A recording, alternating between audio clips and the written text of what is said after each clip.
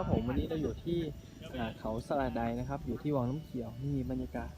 ช่วงปลายฝนต้นหนาวนะครับแล้วก็มีลมเย็นๆนะครับลมใบไม้พัดอากาศดีมากนะครับเนี่ยจุดตรงนี้เนี่ยก็เป็นจุดชมวิว